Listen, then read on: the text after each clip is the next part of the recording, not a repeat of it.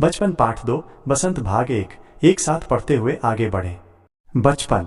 मैं तुम्हें अपने बचपन की ओर ले जाऊंगी। मैं तुमसे कुछ इतनी बड़ी हूं कि तुम्हारी दादी भी हो सकती हूं, तुम्हारी नानी भी, बड़ी बुआ भी, बड़ी मौसी भी। परिवार में मुझे सभी लोग जीजी कहकर ही पुकारते हैं। हाँ, मैं इन दिनों कुछ बड़ा बड़ा यानी उम्र में सयाना महसूस करने लगी हूँ। शायद इसलिए कि पिछली शताब्दी में पैदा हुई थी। मेरे पहनने ओढ़ने में भी काफी बदलाव आए हैं। पहले मैं रंग बिरंगे कपड़े पहनती रही हूँ, नीला, जामनी, ग्रे, काला, चॉकलेटी। अब मन कुछ ऐसा करता है कि सफेद पहनो, गहरे नहीं, हल्के रंग। मैंने पिछले दशकों में तरह तरह की पोशाकें पहनी हैं। पहले फ्रॉक, फिर निकर वॉकर, स्कर्ट, लहंगे, गरारे और अब चूड़ीदार और घेरदार कुर्ते। बचपन के कुछ फ्रॉक तो मुझे अब तक याद हैं। हल्की नीली और पीली धारी वाला फ्रॉक, गोल कॉलर और बाजू पर भी गोल कफ, एक हल्के गुलाबी रंग का बारीक चुनरियों वाला घेरदार फ्रॉक, नीचे गुलाबी रंग की फ्रिल। उन दिनों फ्रॉक के ऊपर की जेब में रुमाल और बालों में इतराते रंग बिरंगे रिबन का चलन था। लेमन कलर का बड़े प्लेटों वाला गर्म फ्रॉक जिसके नीचे फर टांकी थी। 2 ट्यूनिक भी याद हैं, एक चॉकलेट रंग का और अंदर की कोटी प्याजी, दूसरा ग्रे और उसके साथ सफेद कोटी। मुझे अपने मोजे और स्टॉकिंग भी याद है।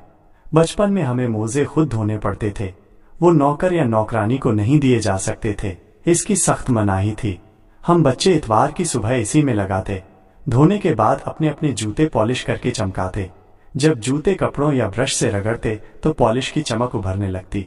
सरवर, मुझे आज भी बूट पॉलिश करना अच्छा लगता है। हालांकि अब नई नई किस्म के शू आ चुके हैं। कहना होगा कि ये पहले से कहीं ज्यादा आरामदेह हैं। हमें जब नए जूते मिलते उसके साथ ही छालों का इलाज शुरू हो जाता। जब कभी लंबी सैर पर निकलते अपने पास रुई जरूर रखते। जूता लगा तो रुई मोजे के अंदर। हाँ, हमारे तुम्हारे बचपन में तो बहुत फर्क हो चुका है। हर शनिवार को हमें ऑलिव ऑयल या कैस्टर ऑयल पीना पड़ता। ये एक मुश्किल काम था। शनिवार को सुबह से ही नाक में इसकी गंध आने लगती। छोटे शीशे के गिलास जिन पर ठीक खुराक के लिए निशान पड़े रहते, उन्हें देखते ही मितली होने लगती। मुझे आज भी लगता है कि अगर हम न भी पीते वो शनिचारी दवा तो कुछ ज्यादा बिगड़ने वाला नहीं था, सेहत ठीक ही रहती। तुम्हें बताऊंगी कि हमारे समय और तुम्हारे समय में कितनी दूरी हो चुकी है। यहाँ तक कि बचपन की दिलचस्पियां भी बदल गई हैं। याद है, उन दिनों घरों में ग्रामोफोन थे, रेडियो और टेलीविजन नहीं थे। हमारे बचपन की कुल्फी आइसक्रीम हो गई है, कचौड़ी समोसा पेटीज में बदल गया है।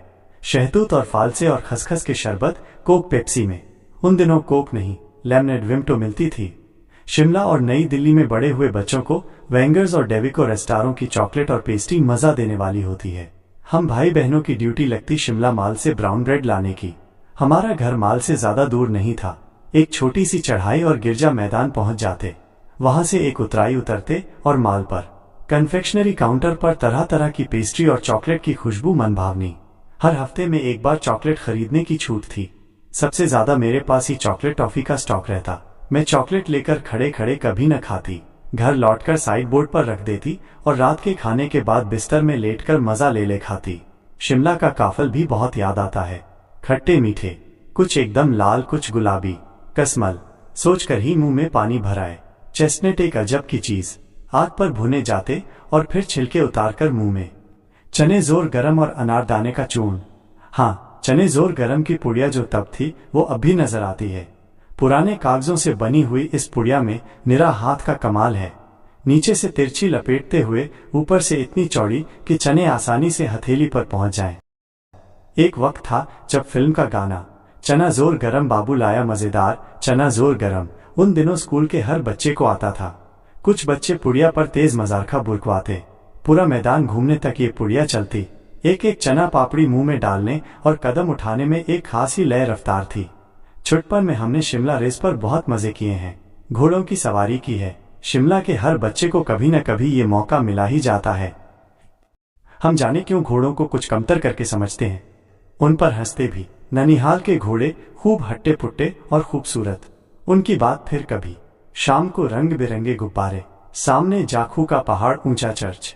चर्च की घंटियां बजती तो दूर दूर तक उनकी गूंज फैल जाती। लगता इसके संगीत से प्रभु यीशु स्वयं कुछ कह रहे हैं। सामने आकाश पर सूर्यास्त हो रहा है, गुलाबी सुनहरी धारियां नीले आसमान पर फैल रही हैं। दूर दूर फैले पहाड़ों के मुखड़े गहरे लगने लगे और देखते देखते बत्तियां टिमटिमाने लगी।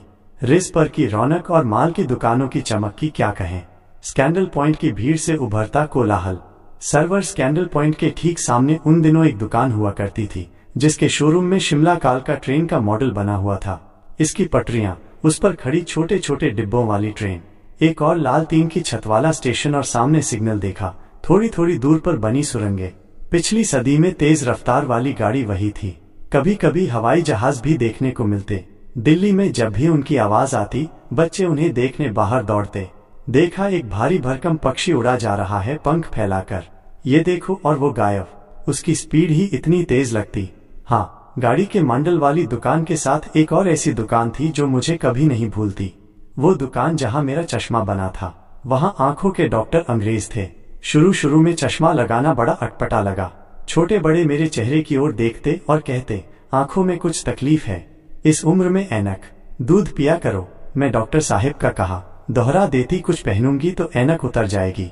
वैसे डॉक्टर साहब ने पूरा आश्वासन दिया था, लेकिन चश्मा तो अब तक नहीं उतरा। नंबर बस कम ही होता रहा। मैं अपने आप इसे जिम्मेदारी समझी हूँ। जब आप दिन की रोशनी छोड़कर रात में टेबल लैंप के सामने काम करेंगी तो इसके अलावा और क्या होगा। हाँ, जब पहली बार मैंने चश्मा लगाया तो मेरे एक छोटे भाई ने मुझे देखा।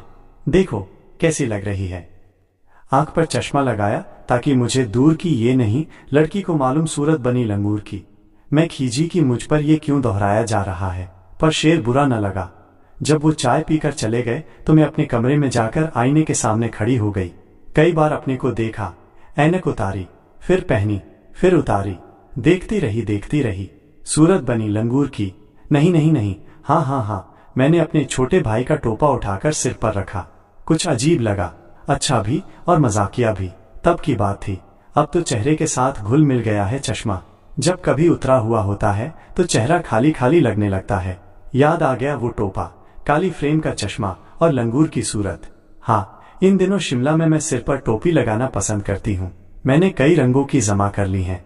कहाँ दुपट्टों का ओढ़ना और कहाँ सहज सुभीते वाली हिमाचली टोपियां। आज की रीडिंग यहीं समाप्त होती है। नेक्स्ट वीडियो में इसकी कहानी को विस्तार से समझेंगे।